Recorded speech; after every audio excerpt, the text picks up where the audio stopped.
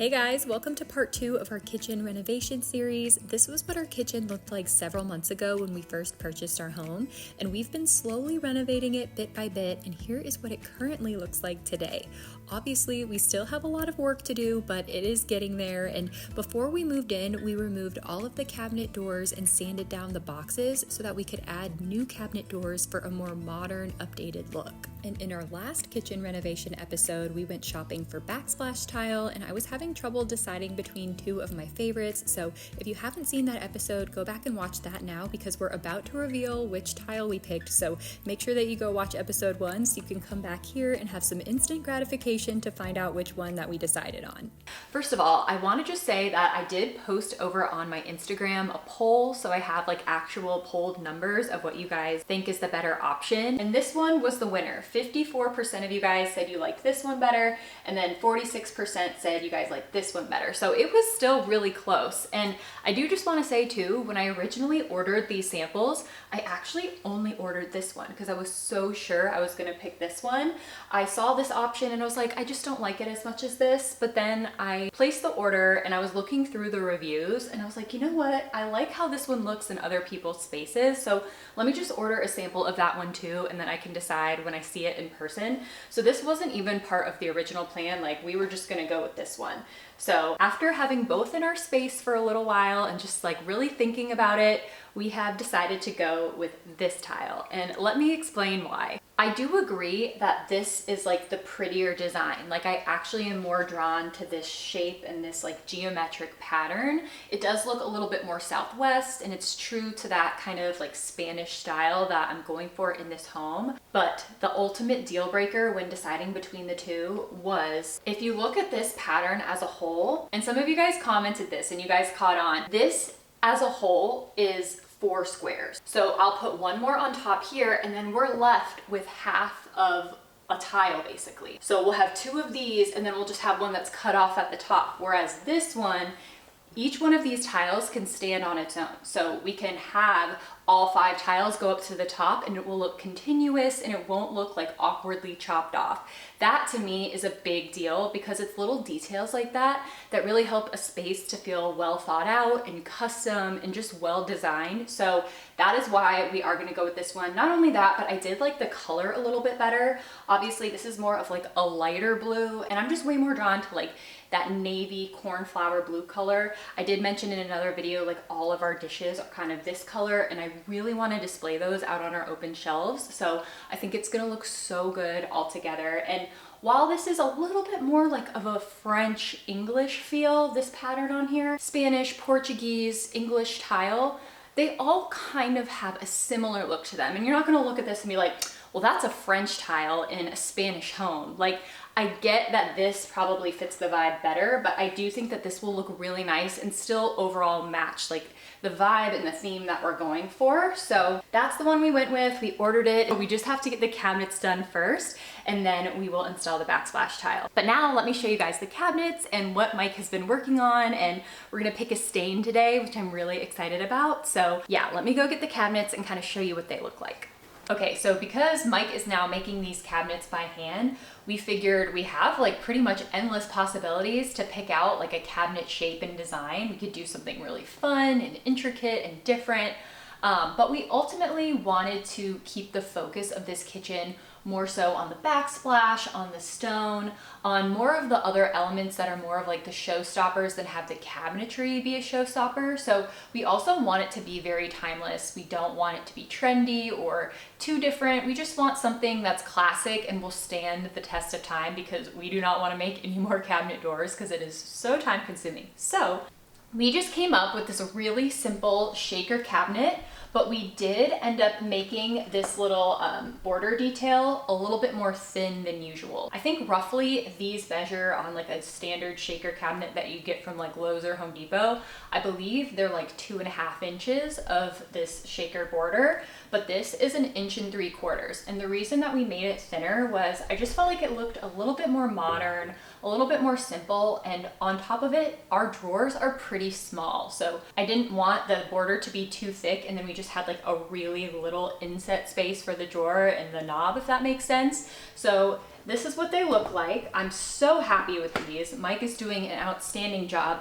Making stain grade cabinets is really, really difficult. And he enjoys woodworking, but he's not like an expert or anything. Like, he hasn't had a lot of practice, so it's a lot for him. But he's doing amazing and they look gorgeous. Like, these are gonna be so pretty when they're on here like this. So we're basically designing everything so it has a 1/2 inch in between all of the doors. So they'll look very flush, whereas before we had a lot of open gaps in between all of our cabinets, and I feel like that really dated the space. So this is just gonna make it look a little bit more modern. So Mike is making bigger drawer fronts than the area is, if that makes sense. So we won't have large gaps in between our cabinet doors. It'll be very thin, just the size of a pencil. So it'll look really flush and seamless and just update the space. The only major problem that we have now run into is this is maple wood, which we knew this from the beginning, but now it's time for the problem solving to start. So basically, if you're unfamiliar with wood and wood staining, maple is typically known as a paint grade wood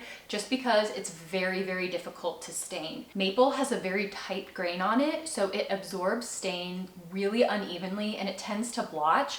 I'll insert some photos of blotch here. So it doesn't have like that smooth, clean, beautiful, like custom cabinetry look. It just looks messy and cheap, in my personal opinion. So that is unfortunately the species of wood that we have to work with because our existing cabinetry was maple. So I didn't want them to be mismatched. There's too many like corner seams, and that would have just like looked really weird with two different types of wood because all different wood species stain differently. So we decided to go with maple. So I'm gonna try to experiment with some pre-stain conditioners. I've seen some things on, woodworker sites and stuff like that, that staining it can be done. You just might be limited in your coloring, and you might have to do some experimenting with some pre-stain conditioners to get it not to blotch. So I am hopeful that we can find a solution. So let's get out there and try to do some experimenting and see what we can come up with on some sample pieces. Okay, so the first pre-stain conditioner that I started off with was a mixture of wood glue, water-based sealer, and water.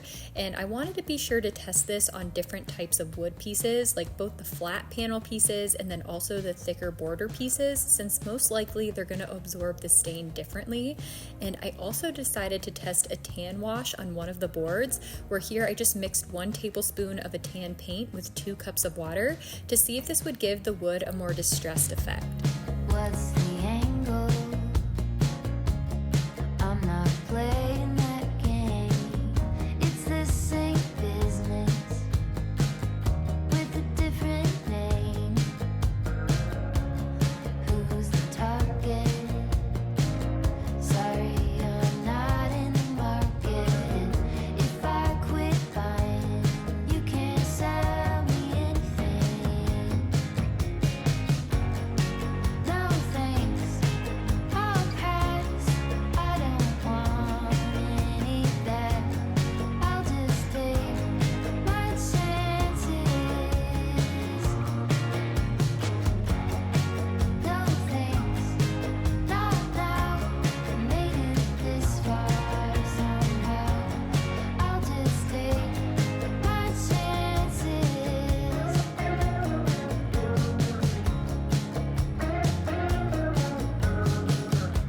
Collective pressure.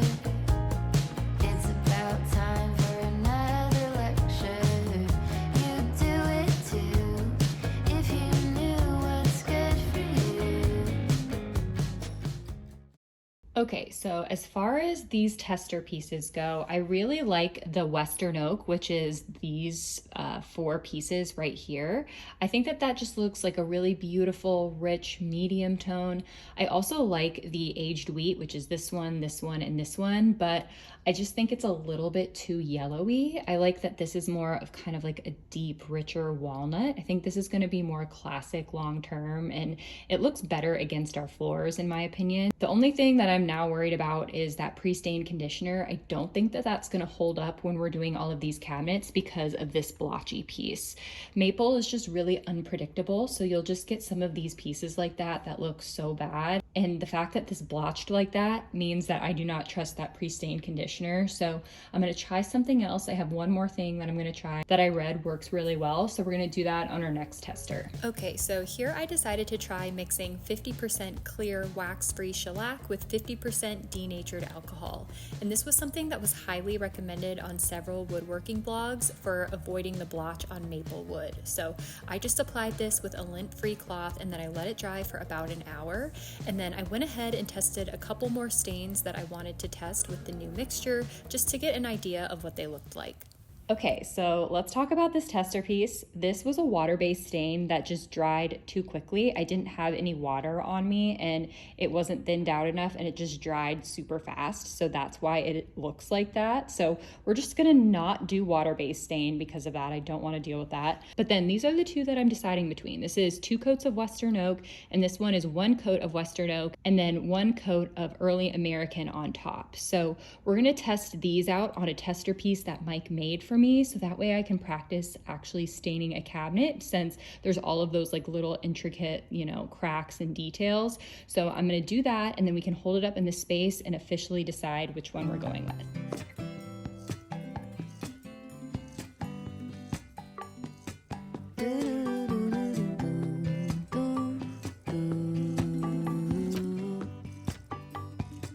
Hey mama, could you get up soon? I get so cold in the other room. Here I am, honey, half awake. Get yourself moving and you'll be okay.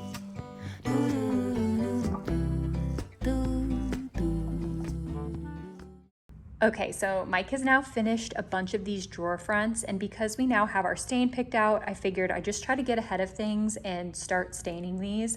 I don't want to wait too long and then I have too much stacked up to try to stain and I'm behind and we just need to get them installed. So I figured I would try to do this, but it is a little bit nerve-wracking because Mike has put so much time and energy into these. I really don't want to mess them up. Obviously a tester is just one piece, so hopefully these go okay, but I am at the point now where I just kind of need to do it and get it done. Mike did succession sand these, which basically means he started with a rougher grit sandpaper and then gradually worked his way to a finer grit sandpaper. So that way they're really smooth and have a nice surface for absorbing the stain. So it's supposed to make it a lot smoother.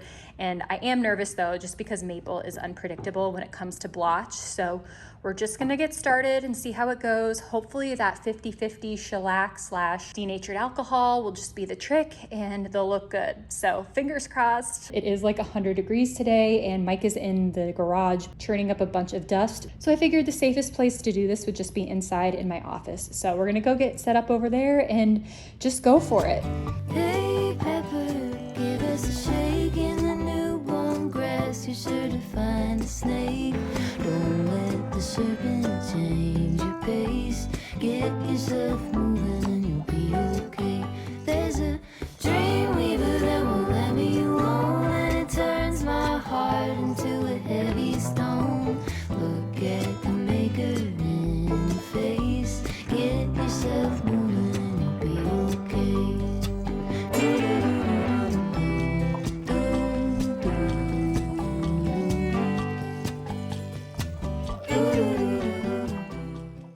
Okay, so it is the next morning and I decided to wait till the next morning to stain everything just because it was getting so hot in here and the sun was making it really hard to see, like shining through the window. I was like getting blinded. So I was like, I'd rather just have flat, even light when I'm doing the staining just because I didn't want to rush it and then ruin them. So getting into the cracks here is a little bit tricky. So I'm thinking I might take a paintbrush and just dab it into the corners when I'm staining and then wipe it off with a rag just to make sure it gets in there because it's hard to get into the corners with a rag, and I don't want to be like doing this with the rag and then like ruining the stain around the area. So that's kind of the plan. Fingers crossed that when we do this stain it looks good. So at this point we just got to go for it. So let's get started and see.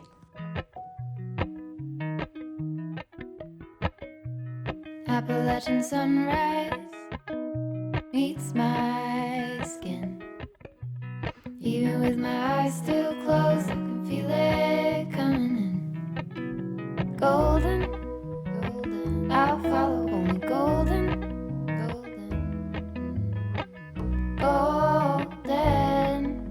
golden things.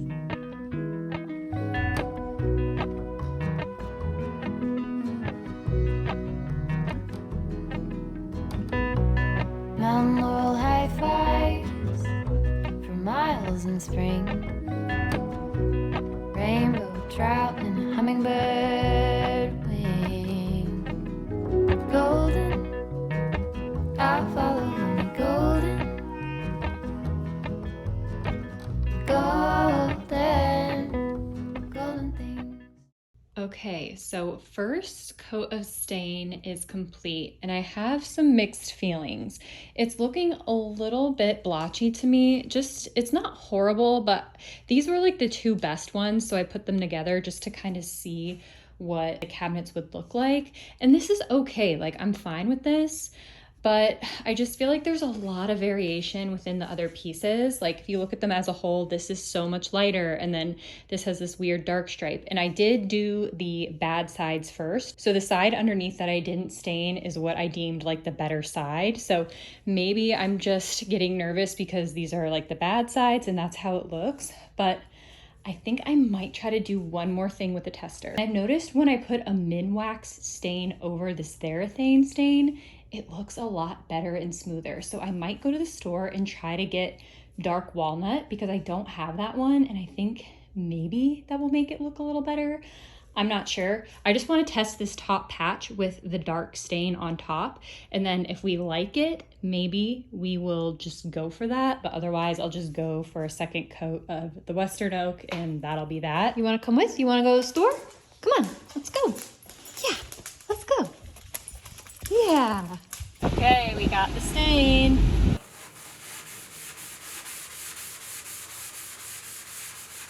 That's a really pretty color. Okay, I like that a lot.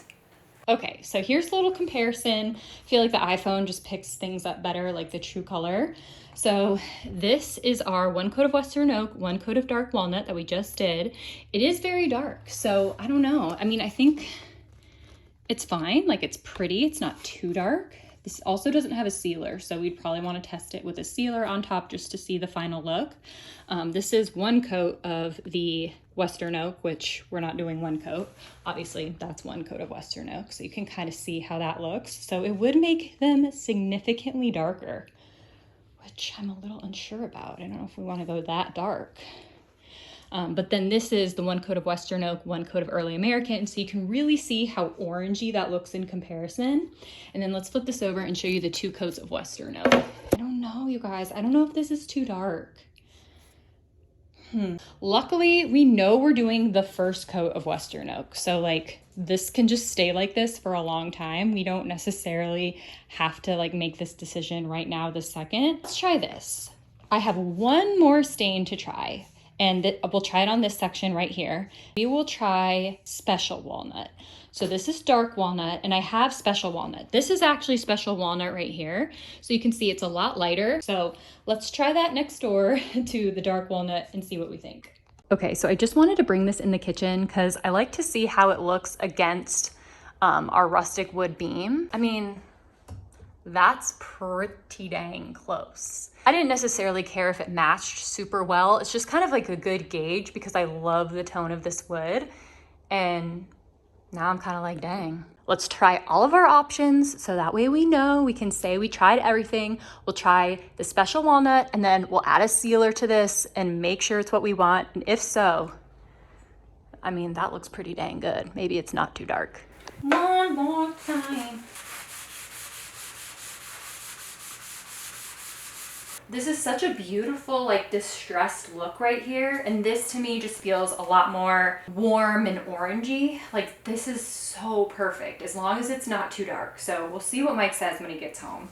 Okay, so these were the stains that like I retested. I'm gonna guess that you like that one. Yeah, but what do you think? I think it looks good. I think they both look good.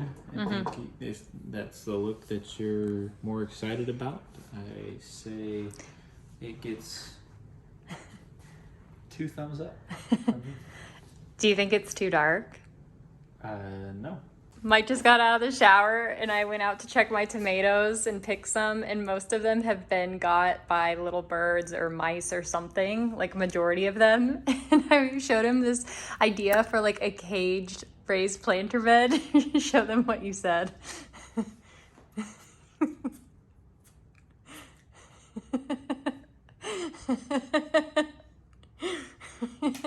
We're gonna have to hire someone full-time for this house. Yeah. For all the woodworking projects. It's not getting smaller, the list, that's for sure. I know. Just down the road, obviously. Oh, of course. Yeah.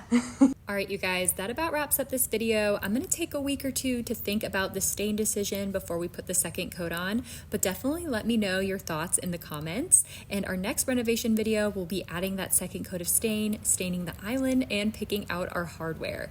Thank you guys so much for watching, and I'll see you all in the next one. Bye!